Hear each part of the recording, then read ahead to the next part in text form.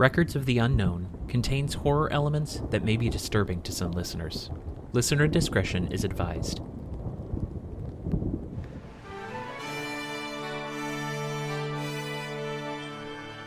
You are listening to an Atomic Broadcasting production, so sit back, relax, and enjoy the feature presentation. And remember, do your part, such as like, comment, rate, and don't forget to tell a friend to tune in for an Atomic Time.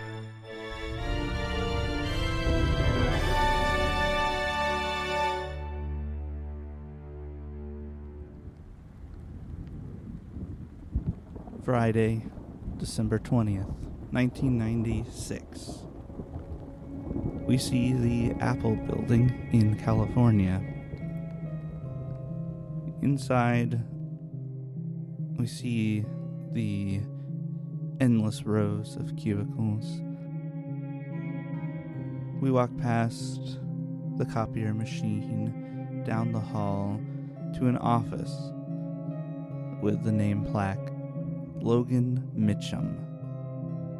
Coming running through the frame, a young man in a Hawaiian shirt by the name of Joe, carrying large stacks of paper. I got them in. It's 5 minutes before 4. I got them in, man. You see Logan sitting there, tapping a pin on his desk. Just got him in, but... Alright. You can have the weekend off. Well, thanks. Yeah, it's... Christmas is coming up, so I don't plan to be here, man. Well, you got these papers in, Joe, so you don't have to. Yeah. Thanks, man. I guess, yeah. I hope you have a great Christmas. See ya. He heads out, steps outside, and he's just like, what a prick. And walks off. We watch Mitchem working a couple of hours. He watched 5 o'clock come and go. He knows he's about to be off for quite some time as he's traveling for Christmas vacation with his family. And he's fighting that will of wanting to stay and keep working. At about 7:30, your manager comes by. Logan, it's 7:30. What are you still doing here? Sorry, sir. Just trying to keep up with the, paperwork, stacked up. The paperwork will hold till after. Go ahead and head out. You got your vacation. Right, sir. Right, vacation. Home. Yes, I'm locking up, so this is your time to get out of the chair and leave. Right. You absolutely right. Have a Merry Christmas, sir. Oh, thank you. You as well. Right. Home. And he quickly gets up, grabs a stuffed briefcase, and walks out. We watch your stuffed briefcase as you shut the door behind you, and we intercut to you now standing, snow falling around you, the briefcase still in hand, as you see your wife getting excited and running up to hug her parents. As now we see you holding your briefcase, the snow is now coming down. It is December 24th, and you are now in Tennessee.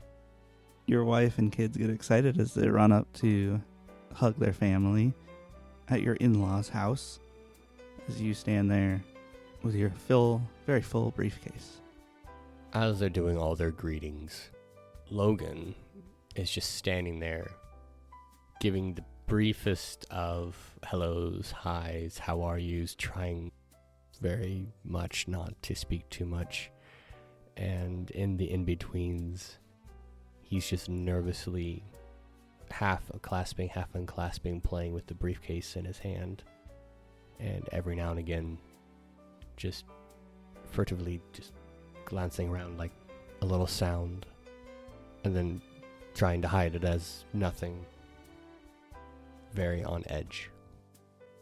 As you're following them inside, for just a second, as you're glancing around everywhere, you think you see some figure out in the trees, but when you kind of double back your attention, you see nothing. And then your wife finishes pulling you into the house, and your father-in-law reaches for the briefcase to take it out of your hands. No! Sorry. No. It's quite heavy. That's all right. I understand. Kind of shoots your wife a weird look and kind of heads off to the kitchen to help his wife with some cooking. As he walks away, Logan is just almost protectively holding his briefcase. You're not going to work the whole time we're here, are you? No. This is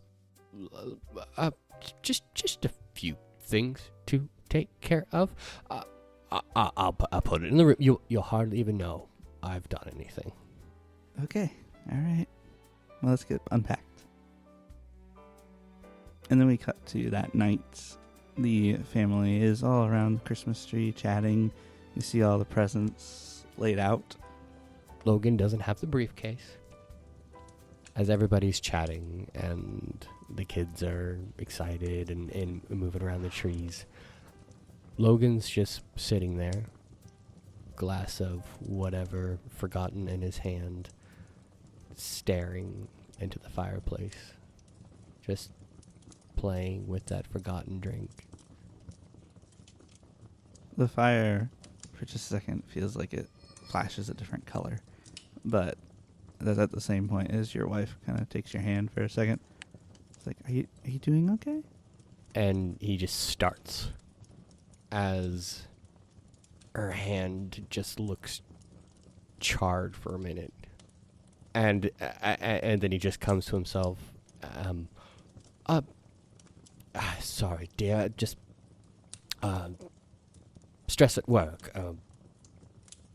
Lost in thought. I'm all right. I'm here, aren't I? And our kids are having fun. Yes. I'm glad you're here. It is the first day we're here, but these 2 weeks should be really good. 2 weeks. 2 weeks, yes. They'll be wonderful. As you say that, your eyes kind of wander away from her, not quite back to the fireplace, towards the presents. And what you see is one clearly labeled for you is a green triangle. He freezes and visibly stiffens up. What? Did you give me a gift, dear? Yes, of course, there's gifts for everyone. I'm sure that there's a lot with your name on them. That you can see that green one. Yes, of course. And she's getting distracted by the kids and kind of gets up and heads off to deal with the kids. As you're looking at it, everything around you is moving very quickly. The sun is going down as you're just kind of staring. And then your wife's like, I'm heading up to bed. Yes, dear. I'll be up to join you. I'll just sit here for a little while. Okay. Don't forget the food is set out for you in the microwave. I'll be upstairs. He gives a very vague gesture. As she walks off, you see a flash of light outside as a lightning bolt goes off in the sky as the storm's kind of moving in.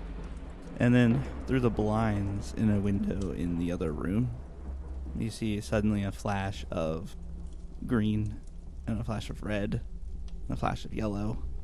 Different colors flashing and flashing, coming outside the window.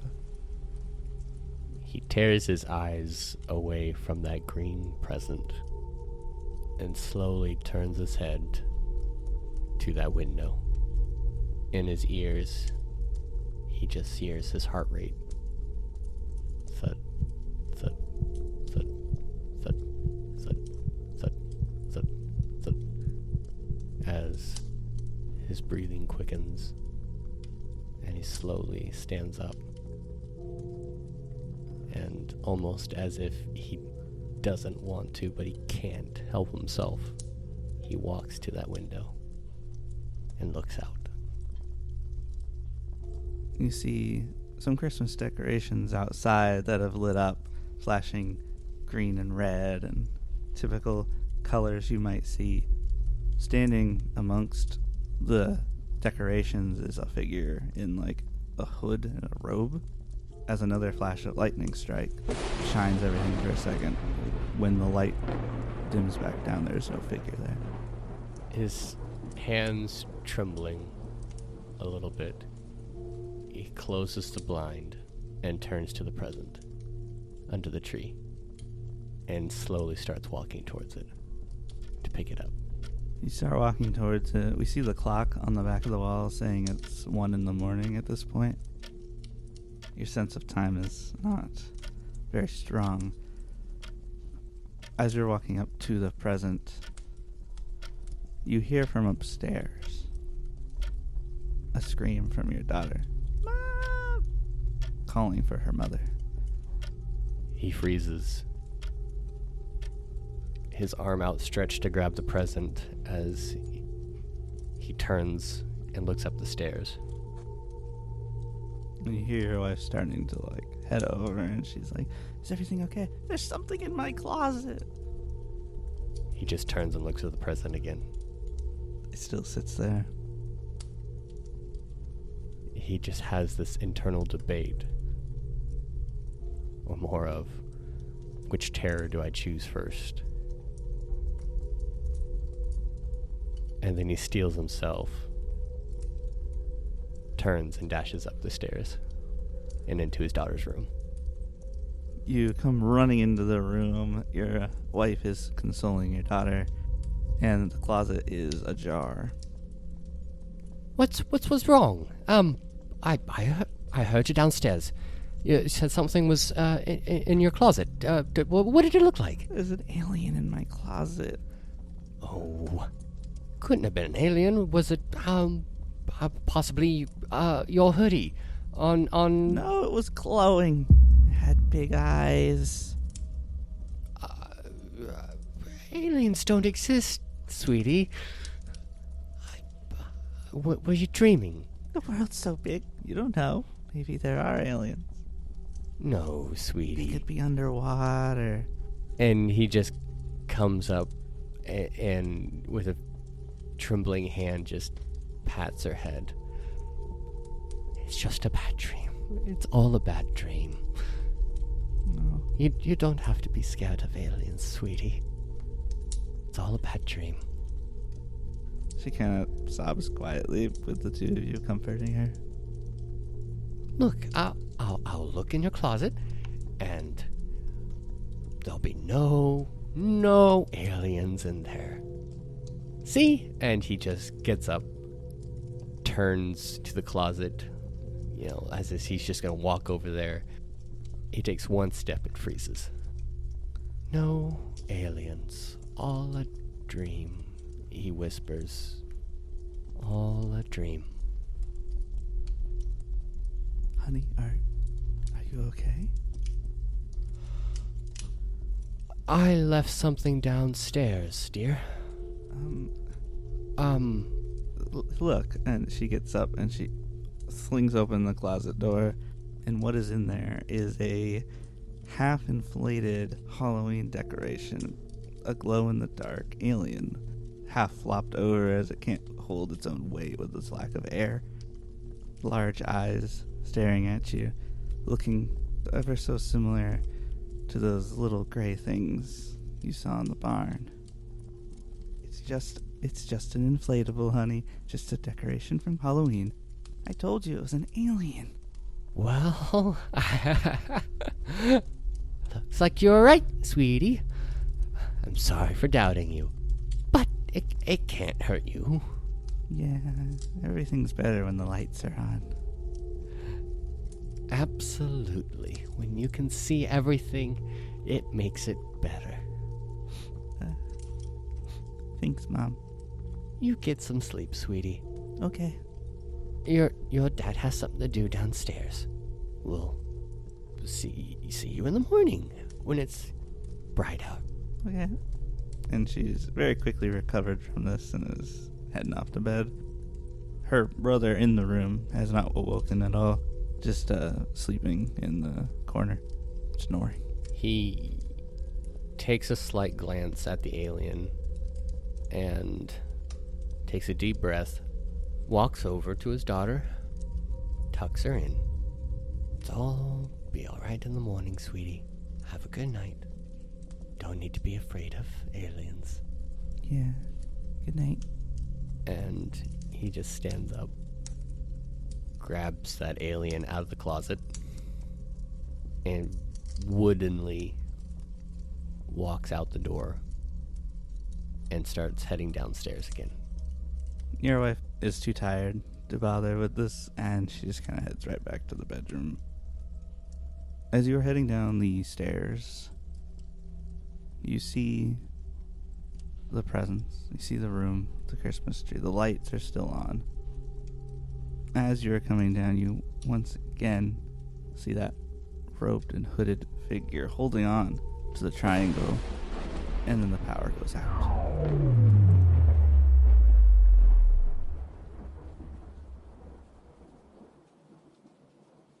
If you've ever heard somebody throw a half-deflated animal or what have you, a blow-up, that is exactly the sound that you hear.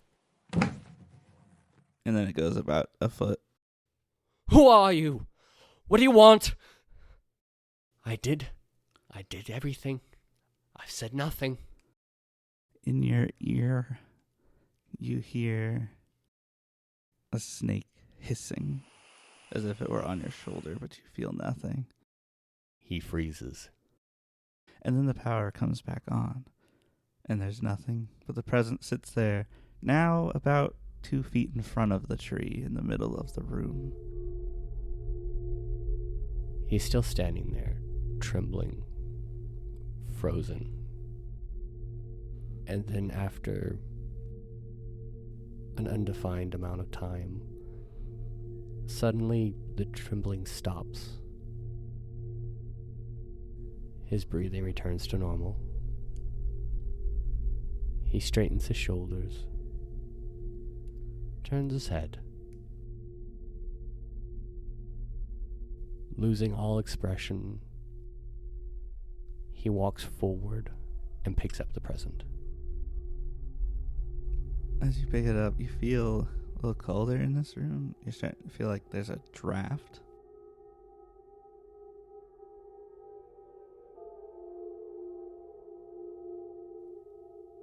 What are you? As he just holds the present, losing anybody that would know him or look at him. He's lost any recognizable mannerism, as if he's a completely different person, as if he shifted back to being Jack Gray. And he opens the present. You open it. Underneath the wrapping is a cardboard box. Inside of that is a pair of socks. As you examine them, you see these gray socks that have Macintosh computers on them. It says, "I'm a Mac guy." And in between the socks, you see a piece of paper. The socks slip to the floor, discarded, with a piece of paper left in his hand, as he slowly unfolds it and reads. As you're reading it, the draft keeps bringing in the cold air to you. You begin to hear a snake hissing amongst the presents, it seems like. And as you're reading it, you see the words, "I got another present for you. December 29th, pack." He reads it, holds it up to the light. Pack. as without looking at it, he folds it, turns to the dying fire, and tosses it in.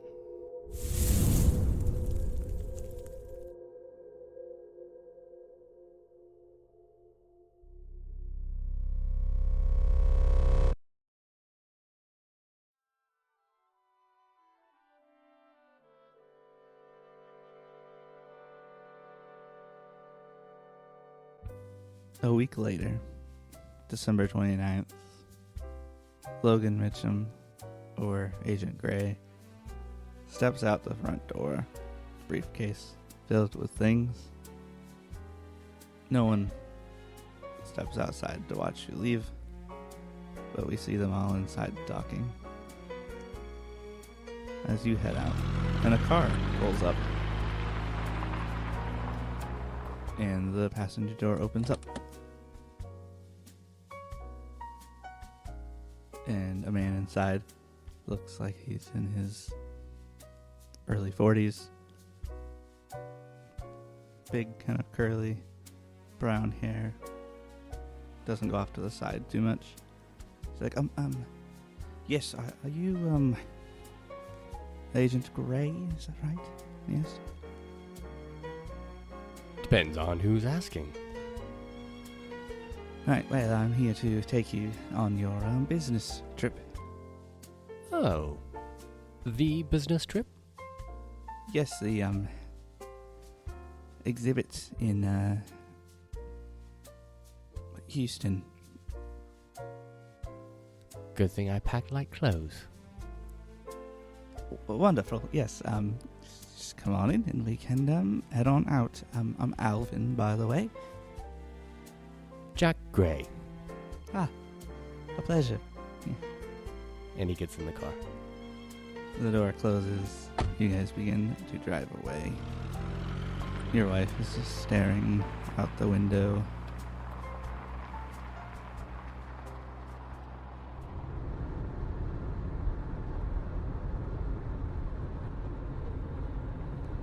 I was briefed on your last case situation by Derringer, of course, and we're here to take you to the records.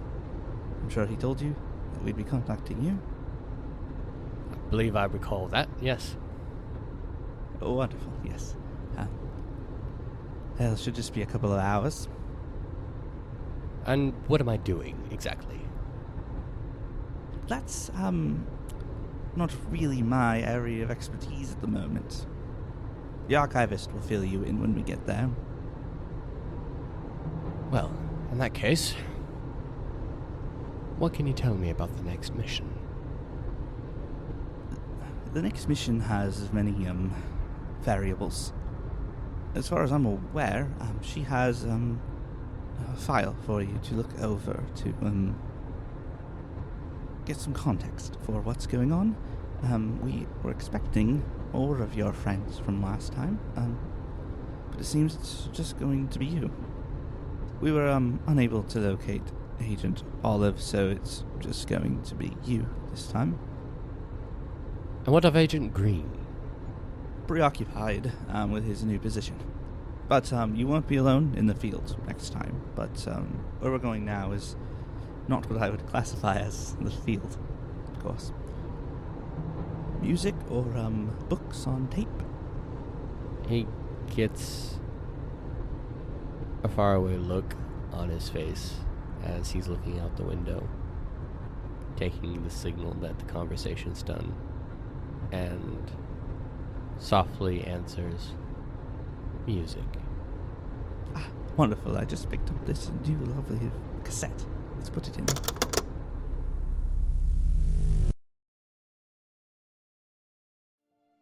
Later that day, the two of you pull up in front of a small single-story, kind of long in width, unmarked building.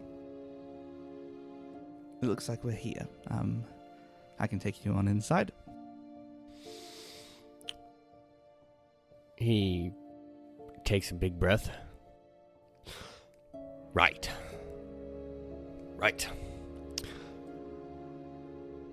Please, lead the way. Of course, yes. He comes around. He's like, do you need help with your luggage or anything? No. As his grip tightens. Good. Let's go on. He is not what you experienced from Delta Green agents before. He's not in the black suit and everything. He's in like a kind of brown, more casual suit with like elbow patches and such. He's got glasses. His hair's a little crazy. He's just moving on very quickly, very nervous. Right this way, if you will. Just check us in. Beep. All right. We'll be going into the basement, of course. Basement. At the top of the stairs, he pauses. They're not as steep as they look, I assure you. One step at a time. Jolly good. I like that. One step at a time. And he takes one step. And feeling it not change, he continues. He turns to continue leading you, and he makes a face like, I'm not doing very good at this conversation. And we cut to another door as he opens it up. It's like, she's right inside. Who was it again? The archivist. The archivist. Do you know a lot of information? I suppose it depends on what we are talking about. What sort of information are you looking for? He just looks over at him and has this calculating look. You'd know. And with that vague answer, he walks in.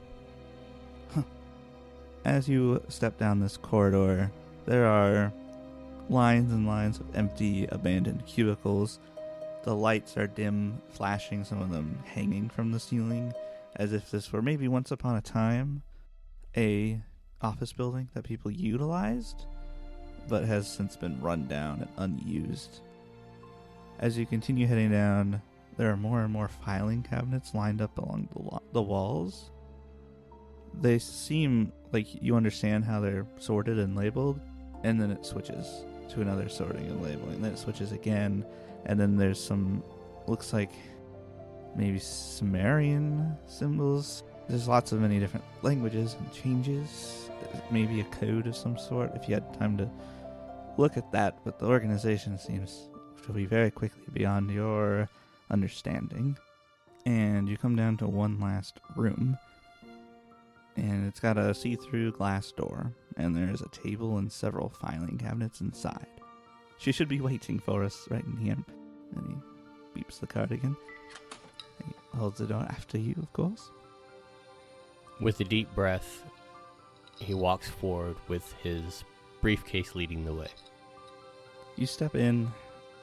The table before you reminds you of many interrogation tables, rooms you've been in, debriefs with Delta Green in the past. There's 2 chairs, one on each side. 4 single drawer, 5-stack high filing cabinets along the wall. And it's just the 2 of you in there. You and Alvin. Thank you. And he turns and frowns. Your name? Oh, me? Alvin. Alvin, yes. That's my name. Alvin. That's what you can call me, of course. Over here, Mr. Gray. Thank you for the ride. Of course, yes. He kind of looks around the room and seeing the 2 chairs. He's like, well, I do have other things to take care of for this operation, so I will, leave you 2 to it, yes. As he's leaving the room, he hears behind him, will I be seeing you again, Alvin? Presumably, of course. I imagine I'll see you maybe later today. one can never really be too sure when working at this level. Right. With a clunk, he sets his briefcase down, releases it, pulls back the chair, sits down. His posture is one of an interrogator. The light flashes a little bit. This room is very dimly lit. As he opens the door and leaves as the door swings closed, stepping out of the shadows behind the door, where clearly there was no room for her. Agent Gray. He turns with his chair, his fingers drumming the table. Archivist, I presume? She inclines her head as she walks towards him with purposeful strides, setting down a filing folder, two actually, on top of the table in front of him, standing across from him, slightly to his right. You'll need to review these files. I'll walk you through them. As you look at the folders, one is labeled Psyche Evals, and the other labeled Operation Latency. His fingers continue to drum on the table. That is, unless you'd prefer to be the office Scrooge and continue terrorizing our assistants. His fingers stop. Operation Latency was a delicate procedure that was not fully reconciled. We need to tie up loose ends. Latency. Completely ignoring the Scrooge comment. She pulls the cord on a banker's lamp that maybe wasn't on the table before, and the room looks slightly different colored than you thought it was in the dark. Yes. Latency. His posture shifts. She flips open the cover of one of the pages. It will be best to shed some light on what happened to prepare you. After all, everything is better when the lights are on. Perhaps it will help you to start with an understanding of the agents who went on assignment. Steele, Adams, and Bellamy. It may bring to clarity their choices and their outcomes. For a moment, as he's leaning back in the chair, in a semi-relaxed state, his leg crossed over the other, his arms stretched out, his hand still on the table where he was just drumming. He takes a deep breath, sits up, leans forward, interlaces his fingers and sits on the table in front of him, and he says, "Then let us begin, archivist." Be careful not to dive too deep, Mr. Mitchem.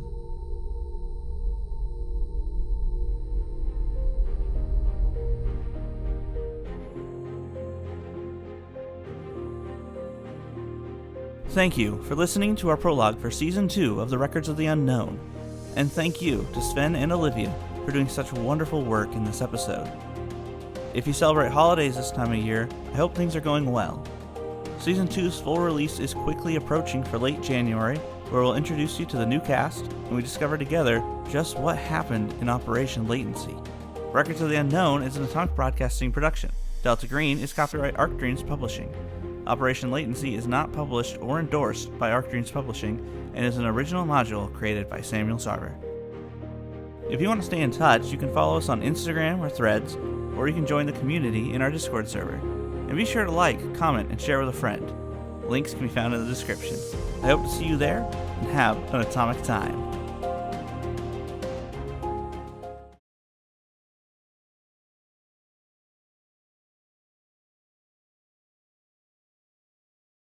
And Teal is not needed for this part. Oh, Teal's dead.